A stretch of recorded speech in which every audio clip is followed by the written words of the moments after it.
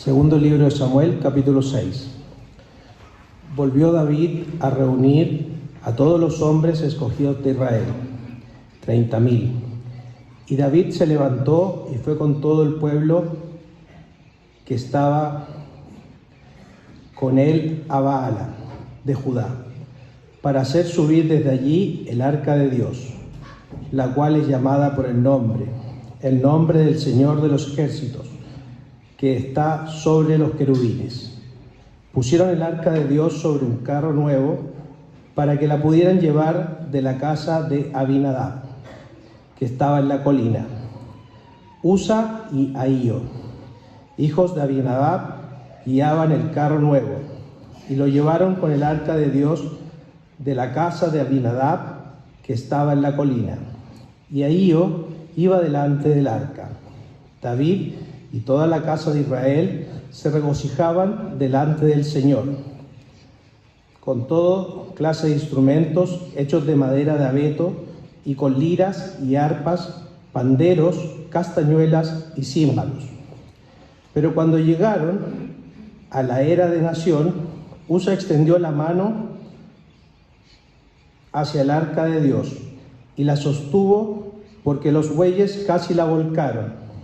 Y se encendió la ira del Señor contra Usa, y Dios lo hirió allí por su reverencia, y allí murió junto al arca de Dios.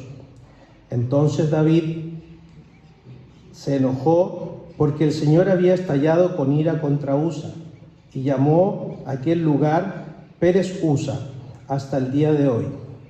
David tuvo temor del Señor aquel día y dijo: ¿cómo podrá venir a mí el arca del Señor? Y David no quiso trasladar el arca del Señor con él a la ciudad de David, sino que la hizo llevar a la casa de Obed-Edom, el geteo. Por 3 meses permaneció el arca del Señor en la casa de Obed-Edom, el geteo, y bendijo el Señor a Obed-Edom y a toda su casa. Y se dio aviso al rey David: el Señor ha bendecido a la casa de Obed-Edom y todo lo que le pertenece a causa del arca de Dios. Entonces David fue y con alegría hizo subir el arca de Dios a la casa de Obed-Edom, a la ciudad de David. Y cuando los portadores del arca del Señor habían andado 6 pasos, David sacrificó un buey y un carnero cebado. David danzaba con toda su fuerza delante del Señor y estaba vestido con un efod de lino. Y David y toda la casa de Israel hacían subir el arca del Señor con aclamación y sonido de trompeta. Sucedió que cuando el arca del Señor entraba a la ciudad de David, Mical, hija de Saúl, miró desde la ventana y vio al rey David saltando y danzando delante del Señor, y lo despreció en su corazón. Metieron el arca del Señor y la colocaron en su lugar dentro de la tienda que David había levantado para ella. Y David ofreció holocaustos y ofrendas de paz delante del Señor. Cuando David terminó de ofrecer el holocausto y las ofrendas de paz, bendijo en el pueblo el nombre del Señor de los ejércitos. Después repartió a todo el pueblo, a toda la multitud de Israel, tanto a los hombres como a mujeres, una torta de pan, una de dátiles y una de pasas a cada uno. Entonces todo el pueblo se fue, cada uno a su casa. Pero al regresar David para bendecir su casa, Mical, hija de Saúl, salió al encuentro de David y le dijo: ¿cómo se ha distinguido hoy el rey de Israel? Se descubrió hoy ante los ojos de las criadas de sus siervos. ¿Cómo se descubriría sin decoro un insensato? Y David dijo a Mical: eso fue delante del Señor, que me escogió en preferencia a tu padre y a toda su casa para constituirme por príncipe sobre el pueblo del Señor, sobre Israel. Por tanto, lo celebraré delante del Señor, y aún seré menos estimado que esto, y seré humillado ante mis propios ojos. Pero con las criadas de quienes has hablado, ante ellas seré honrado. Y Mical hija de Saúl, no tuvo hijos hasta el día de su muerte. Hermanos, esto es palabra de Dios. Hola, muy buenas tardes. Tremenda teleserie que nos toca hoy día revisar, ¿no? Para quienes no tenemos el gusto, todavía me presento. Mi nombre es Gustavo Sobarzo, sirvo como predicador laico acá en la Iglesia Cristo Redentor.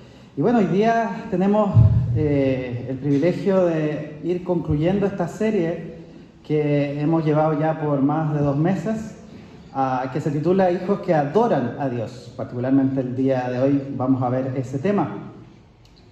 Y como leímos recién, está basada en el capítulo 6 del segundo libro de Samuel. Y les convido a que puedan tener su libro abierto, porque lo que voy a hacer más que nada es ayudar a que caminemos juntos por el texto y veamos de qué manera el Señor quiere hablarnos esta mañana. Imaginen la escena que está ocurriendo al inicio de este pasaje. Es el evento militar más importante de la década. 30.000 soldados están listos para ese momento que va a ser sin duda histórico.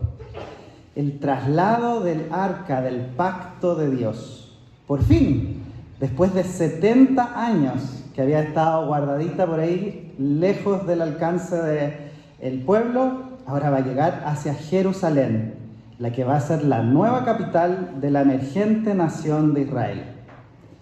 Todo está preparado, todo ha sido planificado cuidadosamente por este rey, por el rey David. Y ha llegado el gran día. Todo empieza bien. Empieza a moverse el arca en esta carreta nuevecita con bueyes. La algarabía está en el ambiente, la gente está cantando, está feliz. Y de repente, el terror. Todo el ruido se silencia, en un silencio, digamos, sepulcral. Un hombre cae muerto, no vuela una mosca, toda la alegría se tornó en horror. ¿Les ha pasado algo parecido alguna vez? No que hayan trasladado un arca y que haya muerto alguien ahí, pero tal vez sí que hayan planificado algo con mucha emoción y todo sale mal. Oremos. Señor y Dios nuestro, gracias por acercarnos a tu palabra esta mañana. Gracias por poder leer estas historias antiguas, pero que tienen mucho que decir para nosotros. Te pido, Señor, que nos ayudes a conectar con el mensaje que tienes para nosotros hoy día, que podamos conocerte más y llevar esto a la práctica. Bendícenos, Señor, en el nombre de tu Hijo Jesús. Amén. El primer punto que quisiera trabajar con ustedes esta mañana es que los hijos adoran a un Dios santo. ¿Qué es el Arca del Pacto? Para quienes no lo recuerdan, les cuento que el Arca del Pacto era un cofre sagrado que fue construido por mandato de Dios durante el tiempo de Moisés. En el interior de esta caja se guardaban las tablas de la ley y sobre ella se encontraba el propiciatorio, el lugar donde Dios manifestaba su presencia en medio de su pueblo. Esta caja esta caja no debía ser tratada como un objeto mágico, ni siquiera como un ídolo, porque era más bien la señal visible de la alianza de Dios e Israel. Les recordaba que Dios habitaba entre ellos, gobernaba sobre ellos y caminaba con ellos. Por eso, tratar el arca con reverencia era una manera de reconocer la santidad y la autoridad de Dios mismo. Esta caja era de madera, pero estaba bañada en oro, y los eruditos o los entendidos dicen que debe haber pesado más o menos unos 130 kilos aproximadamente. Resulta que esta arca, en la época de Elí, un par de generaciones antes de lo que estamos leyendo ahora, había sido capturada por los filisteos. Imagínense, este objeto tan sagrado había sido llevada por el pueblo enemigo de Dios. Pero resulta que a los filisteos, si ustedes leen los primeros capítulos de Samuel, de 1 Samuel, van a ver que les fue terrible con el arca, ¿ya? Recibieron una serie de maldiciones y lo único que quisieron fue deshacerse del arca, así que la devolvieron. Sin embargo, Saúl, que fue el rey anterior, nunca se preocupó de recuperar realmente el arca, sino que la dejaron guardada ahí en la casa de Abinadab por muchos años. En total, el arca debe haber estado unos 70 años fuera del cuidado de Israel. Ahora, en este punto de la historia que leímos hoy, David está en un momento cúlmine de su reinado. Falleció Saúl, ha tenido grandes triunfos y ha capturado Jerusalén, y es la ciudad que va a convertir en la capital del reino. Por lo tanto, recuperar esta arca, este objeto sagrado, es una gran señal política y religiosa, que sin duda iba a tener un gran impacto en la unidad de este pueblo de Israel. David entonces se encarga de recuperar el arca desde la casa de Abinadab y llevarla a Jerusalén. Para este acto sagrado, fíjense ustedes, David busca la mejor tecnología disponible en su época. No escatima en gastos. Consigue una carreta nuevecita tirada por bueyes. Suena una excelente idea, y probablemente cualquier rey hoy día que tuviera que movilizar algo tan importante haría algo parecido, conseguir la mejor tecnología. Pero ahí, una pregunta. ¿Es eso lo que Dios quería? Para nuestra sorpresa, fíjense que no. Dios había dado instrucciones muy detalladas en la antigüedad acerca de cómo se debía mover el arca. Eso lo pueden encontrar en Números, capítulo 4 y capítulo 7. Ahí describe cómo se debe mover el arca. Y fíjense que el arca tenía algunos requisitos para moverse. Primero, que debía ser llevada únicamente por los descendientes de la tribu de Leví. Y segundo, que esta arca no se debía llevar en carretas. Eso era lo que hacían los pueblos paganos. Ellos debían tomar el arca con unas varas de madera y llevarla sobre sus hombros. Algo que a buenas y primeras ya nos suena bastante poco eficiente, pero es lo que Dios había dicho que debía hacerse con el arca para mover. David, fíjense, usa un método eficiente, pero que no estaba considerando ese detalle, la forma en que Dios había dicho que debía moverse el arca. Todo parecía bien, la cosa iba avanzando, iba a la fiesta, el desfile de esta movilización del arca. Sin embargo, llega un momento en el cual los bueyes tropiezan, se caen, y ahí al parecer la carga que iba en la carreta se desestabiliza y el objeto viene cayendo hacia el suelo. Usa, que era uno de los hijos de Abinadab, quiere proteger el arca de caer y con sus rápidos reflejos ataja el arca con las manos. Pero, ¿qué te parece lo que viene a continuación? Usa cae fulminado, muerto al tocar el arca. ¿Injusto? ¿Desproporcionado?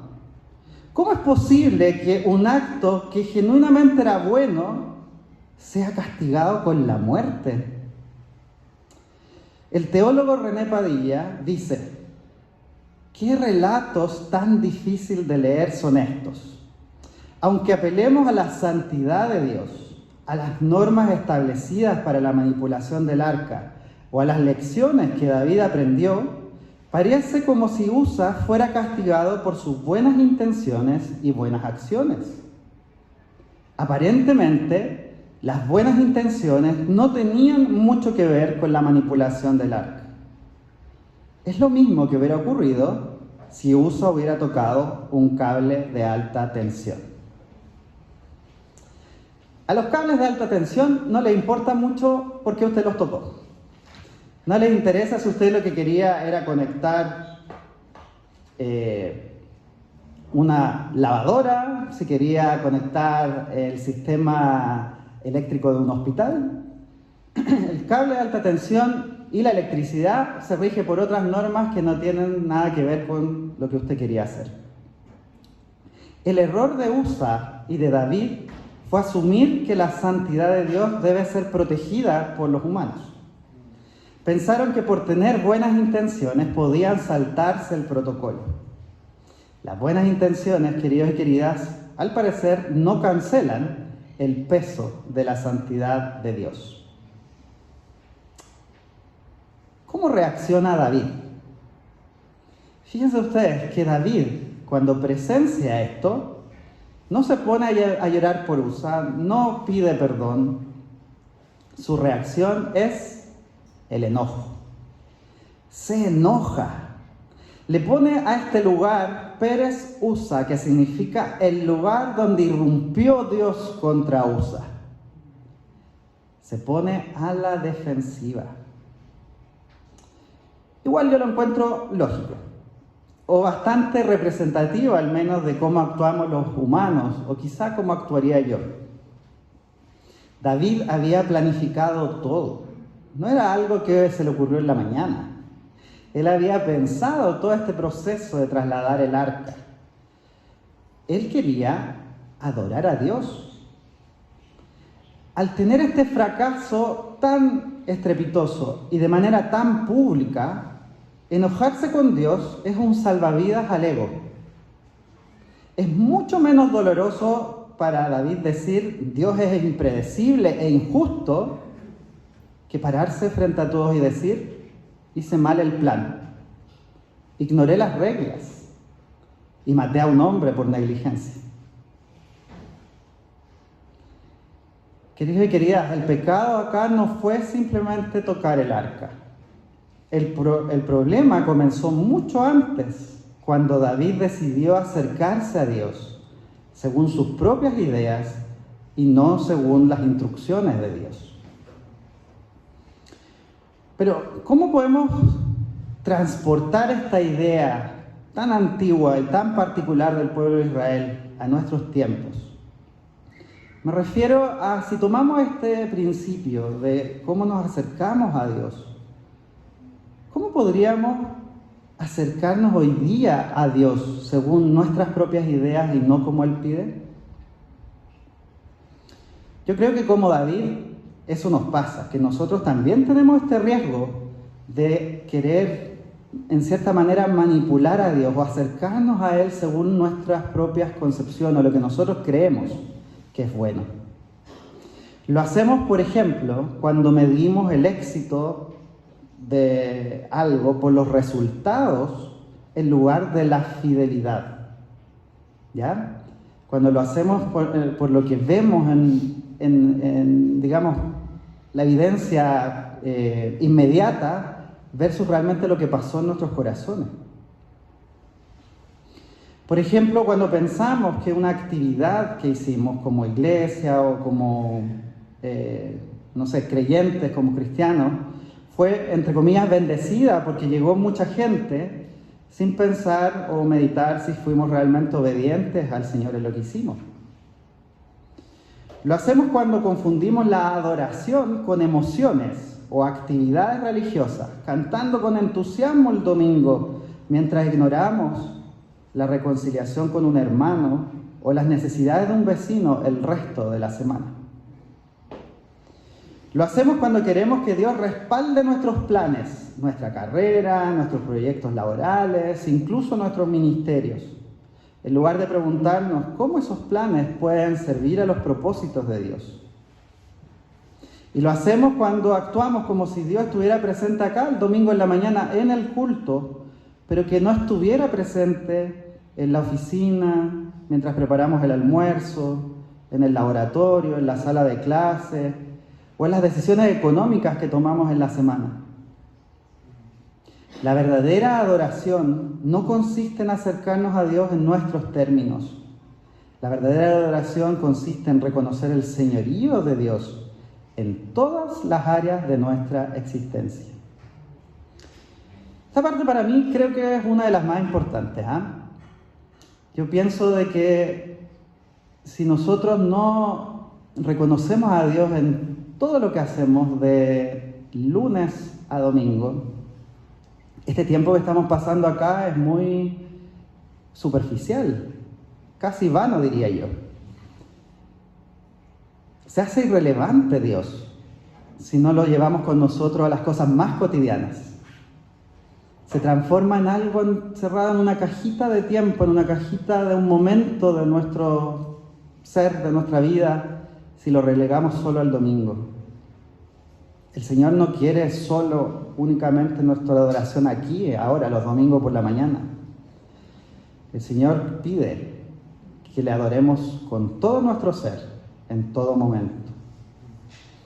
Nos acercamos a Dios entonces según nuestras propias ideas cuando decimos, Señor, bendice este negocio, pero nunca nos preguntamos si estamos siendo honestos con nuestros clientes. Cuando decimos, Señor, bendice nuestra familia, pero no les dedicamos tiempo, ni a nuestro cónyuge, ni a nuestros hijos. Cuando le cantamos al Señor, te entrego todo el domingo, pero luego el lunes seguimos tomando decisiones como si Dios no tuviera nada que decir al respecto. Cuando pensamos que porque algo nos resulta, entonces necesariamente viene de Dios. No siempre es así, queridos. Segundo punto. Los hijos de Dios celebran su presencia. Sigamos mirando la historia. Vamos al versículo 9. Luego del enojo, fíjense la siguiente emoción de David. Un frío recorre su espalda. David pasa al miedo. ¿Cómo voy a traerme el arca del Señor?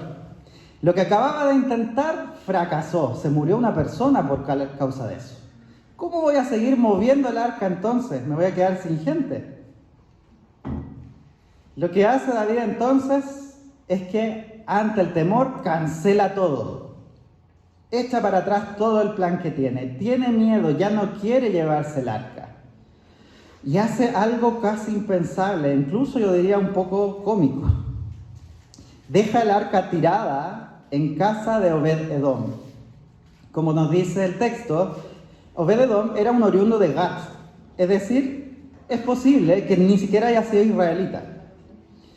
Ahora este don nadie, un extranjero, que no tenía nada que ver, tiene el arca en su casa. ¿Se imaginan el terror de ese pobre hombre al tener en el living de su casa el arca del pacto que acababa de matar a alguien?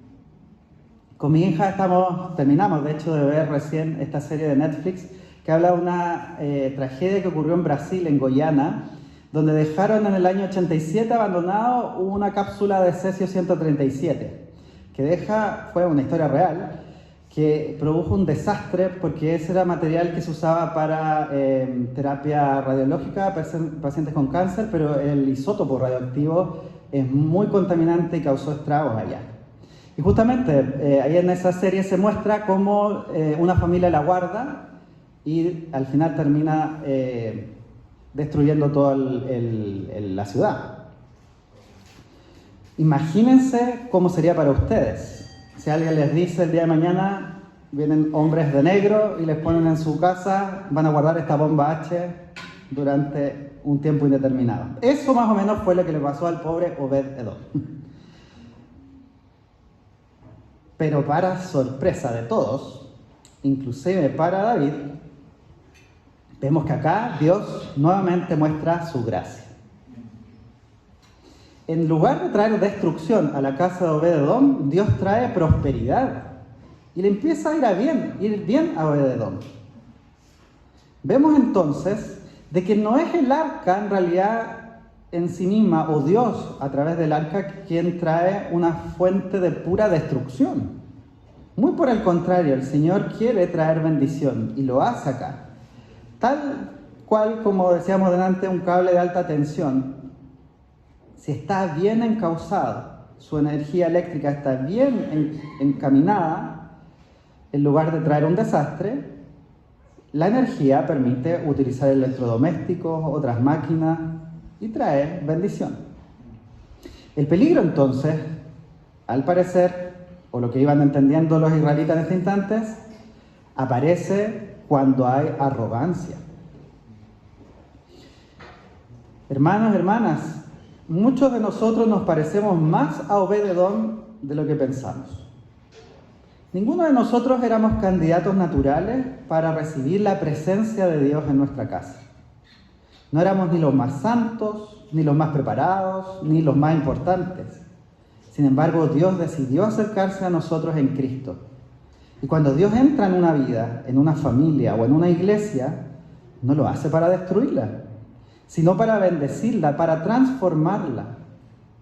La pregunta que nos podemos hacer entonces es, ¿estamos viendo la presencia de Dios como una carga, como una amenaza, o como el mayor privilegio que podríamos recibir? Lo que ocurre en casa de Obed-Edom hace que David recalibre su visión. 3 meses después, David inicia un segundo intento de mover el arca. Pero esta vez la metodología cambió. Se somete al protocolo. Ahora ya no hay carretas, no hay bueyes, son los sacerdotes los que llevan el arca sobre sus hombros. Incluso es más, a los 6 pasos que dan, detiene todo y ofrece un sacrificio, un toro y un ternero. Lo que ha pasado aquí es que David ha reconocido su propia indignidad, ha cambiado el miedo paralizante por un temor reverente que le permite avanzar. Uno que reconoce que Dios es Dios y que David no es Dios. Hay cantos, hay bailes, y algo increíble pasa entonces. David se saca su armadura y ropa de rey y se viste con un efod. Un efod no es más que un delantalcito sencillo que usaban los sacerdotes para ciertas ceremonias en el área santa. En otras palabras, es ropa de siervo. David salta y baila como uno más del pueblo, se hace vulnerable, no se refugia en su estatus o en su apariencia, porque esta ocasión amerita perderse así en la danza y en la adoración.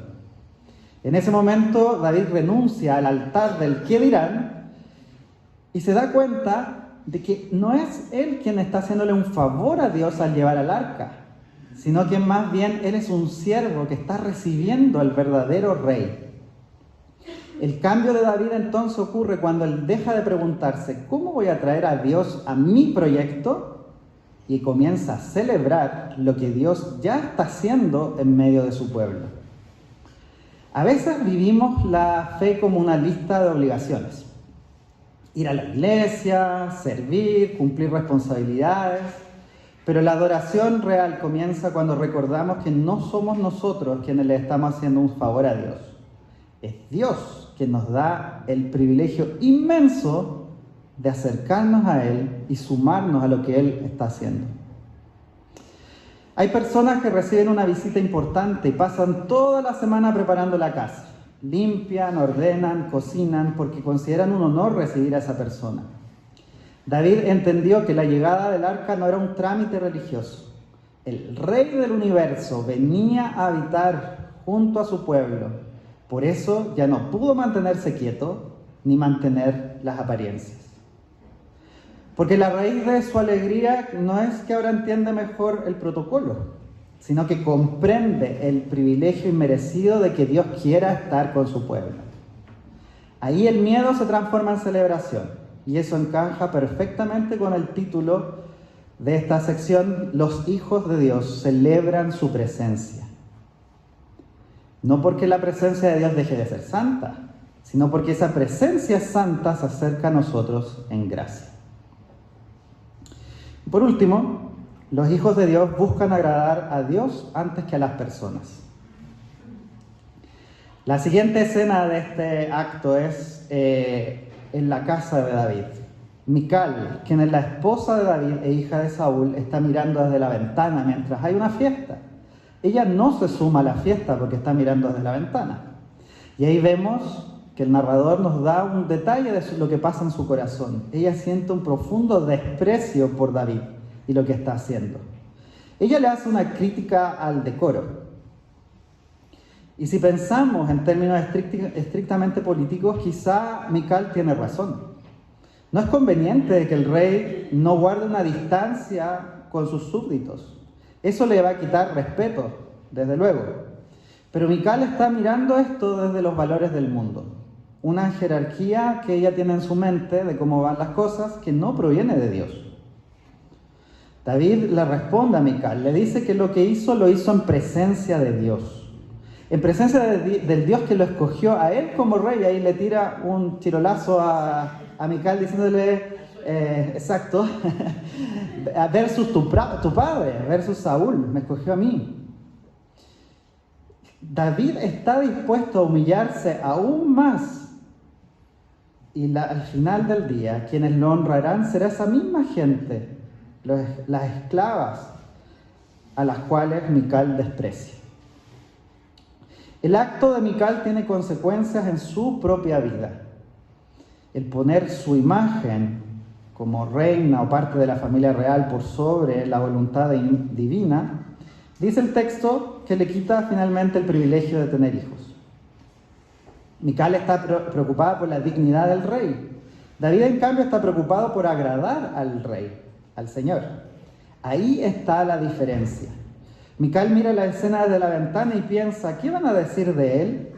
David mira hacia el cielo y piensa, ¿qué piensa Dios de mí? Nosotros también enfrentamos esa tensión, queridos y queridas. A veces sabemos cuál es la decisión correcta en un problema o situación cualquiera que tengamos, pero nos preocupa demasiado lo que van a decir otros. Nos da vergüenza. Nos da vergüenza quizás reconocer que somos cristianos. Nos da vergüenza funcionar por otra escala de valores. Nos cuesta pedir perdón. Nos cuesta reconciliarnos. Nos cuesta servir en tareas sencillas porque creemos que está por debajo de nosotros. Nos cuesta obedecer cuando sabemos que otros se burlarán o no lo entenderán. Pero no me entiendan mal. No creo que la enseñanza de este pasaje sea necesariamente que por el Señor tengamos que bailar y saltar desnudos sin importarnos qué es lo que digan los demás. O que estemos en nuestro derecho como cristianos de poner nuestros parlantes a todo volumen molestando a los vecinos o invadiendo su vida privada. No va por ahí la cosa. A mí me hace recordar esta escena que adorar a Dios es mucho, mucho más, aunque se incluye el cantar en comunidad en el servicio dominical. Me recuerda a la mujer que se acercó a Jesús y a los discípulos poco antes de su crucifixión y que quebró un frasco de alabastro de perfume carísimo y que lo derramó por la cabeza de Jesús. Ella supo que eso era lo que correspondía hacer y no le importó el que dirán, aunque su acción ni siquiera fue comprendida en su totalidad por los mismos discípulos. A veces Dios nos pide una alabanza que va más allá de la lógica de este mundo. A veces nos invita siempre a rendir nuestras vidas completas ante Él, aunque eso implique, por ejemplo, no aceptar un trabajo que en apariencia nos salvaría económicamente, pero que implica transar con mi ética. O puede ser que implique humillarnos, entre comillas, y acercarnos a un familiar con el que estamos enojados para restablecer la comunicación. O nos pide abrir nuestras casas y nuestras familias para alguien que es difícil de tratar y acogerlos con amor, aunque no recibamos nada a cambio. La verdadera alabanza va mucho más allá de lo que se ve acá en el culto el domingo. ¿Qué otros ejemplos puedes pensar tú? En conclusión, USA nos enseña que no podemos acercarnos a Dios en nuestros propios términos. David nos enseña que la presencia de Dios es motivo de alegría y celebración. Mical nos enseña que esa alegría tendrá oposición cuando el qué dirán se vuelve más importante que el qué dice Dios. ¿Hay alguna área de tu vida donde estás intentando acercarte a Dios en tus propios términos en lugar de someterte a la voluntad de Dios? ¿Ves la presencia de Dios como una carga religiosa más o como el mayor privilegio y el motivo de alegría de tu vida? ¿Tu adoración se limita a lo que haces el domingo o se refleja también en tu manera de trabajar, de servir, de tratar a tu familia y de relacionarte con los demás? ¿Qué pesa más en tus decisiones, agradar a Dios o la opinión de las personas? Si alguien observara tu vida esta semana, ¿vería una persona que simplemente asiste a una iglesia o un hijo o hija de Dios que vive bajo el señorío de Cristo? Al leer esta historia podríamos preguntarnos, ¿cómo puede un Dios tan santo acercarse a pecadores como nosotros? La respuesta se encuentra en Jesucristo. En el arca veíamos una señal de la presencia de Dios en medio nuestro. En Jesús, Dios mismo vino a habitar entre nosotros. Y en la cruz, Cristo recibió el juicio que nosotros merecíamos para abrirnos camino a la presencia del Padre. Por eso ya no nos acercamos a Dios con arrogancia, como si le hiciéramos un favor, ni con terror, como si no hubiera esperanza para nosotros. Nos acercamos con reverencia, con gratitud y con alegría, porque por medio de Jesús hemos sido recibidos como hijos e hijas de Dios. Oremos. Señor Jesús, nuevamente muchas gracias por esta historia, por este regalo que nos das en las Escrituras, a través del cual podemos conocerte mejor. Sella estas enseñanzas en nuestro corazón, que esta semana podamos adorarte y alabarte con todo lo que somos. Que lo hagamos de la manera correcta, no sea que caigamos fulminados en algún sentido, sino más bien que podamos danzar, bailar y celebrar contigo, mirando también hacia el frente, a la esperanza final que tenemos el día en que vengas por nosotros y estemos contigo hasta el final de los días. En nombre de tu Hijo Jesús. Amén.